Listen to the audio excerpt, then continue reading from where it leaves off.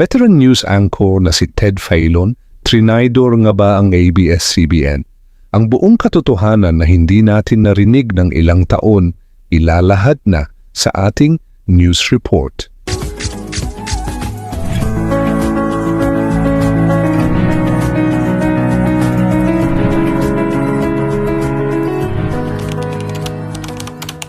Sa gitna ng isa sa pinakamalaking krisis sa kasaysayan ng Philippine media, ay marami ang nagulat nang tuluyang magpaalam si Ted Filon sa ABS-CBN, isang network na matagal niyang pinagsilbihan at naging tahanan ng kanyang karera. Para sa ilan, tila timing ang kanyang pag-alis, lalo na't nangyayari ito habang hinaharap ng Kapamilya Network ang shutdown at pagkawala ng prangkisa. Kaya naman hindi maiwasang magkaroon ng mga tanong. Umalis ba siya dahil sa personal na dahilan o may mas malalim pa bang kwento? Unang-una, mahalagang linawin na ang pag-alis ni Ted Filon ay hindi simpleng pagtalikod o pagtatraidor gaya ng sinasabi ng ilan. Sa mundo ng broadcast journalism, normal ang paglipat ng mga personalidad sa iba't ibang network.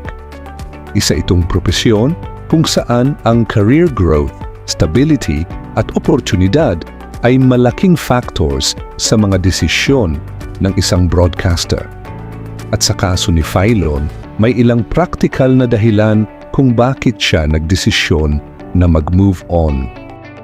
Noong 2020, tinanggihan ng Kongreso ang prangkisa ng ABS-CBN na nagresulta sa pagkawala ng free-to-air operations ng network.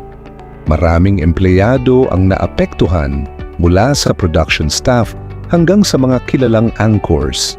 Sa panahong iyon, maraming talents ang napilitang maghanap ng ibang mapapasukan para maipagpatuloy ang kanilang kabuhayan. Ang pangunahing mambabatas na nagsulong para maipasara ang ABS-CBN ay walang iba kundi ang senator ng mga DDS na si Mr. Peluca. Siya talaga ang nagsulong kung bakit tuluyang nawalan ng prangkisa ang Kapamilya Network.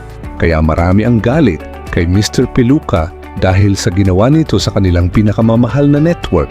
Hindi rin naiiba si Ted Filon sa sitwasyong ito.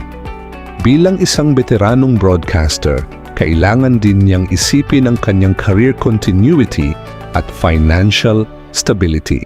Dito na pumasok ang kanyang paglipat sa TV5 kung saan siya nabigyan ng bagong oportunidad na ipagpatuloy ang kanyang estilo ng public service at hard-hitting journalism.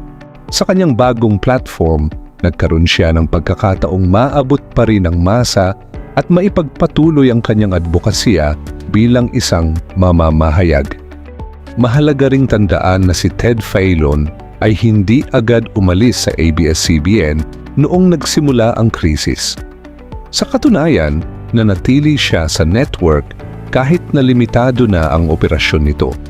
Ipinapakita nito na hindi basta-basta ang kanyang desisyon. Dumaan ito sa panahon ng paghihintay at pagtitimbang, kung saan marahil ay inisip niya kung ano ang pinakamabuti hindi lamang para sa kanya, kundi pati sa kanyang pamilya at kinabukasan. Bukod dito, ang industriya ng media ay isang dynamic na environment.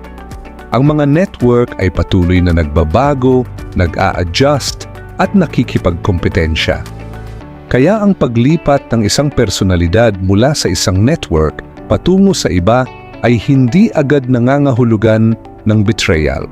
Sa halip, maaari itong tingnan bilang bahagi ng natural na daloy ng industriya kung saan ang bawat isa ay naghahanap ng lugar kung saan sila maaaring mas maging epektibo at sustainable. May mga netizens na nadismaya sa kanyang pag-alis, lalo na't matagal siyang naging simbolo ng ABS-CBN News and Public Affairs. Ngunit kung susuriin ng mas malalim, ang kanyang desisyon ay maaaring nakaangkla sa realidad ng sitwasyon. Hindi madali ang mawalan ng prangkisa at hindi rin madali ang maghintay nang walang kasiguraduhan kung kailan babalik sa normal ang operasyon.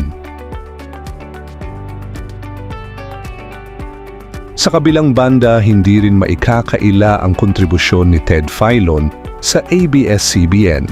Sa loob ng maraming taon, naging bahagi siya ng mga programang nagbigay impormasyon at serbisyo sa publiko.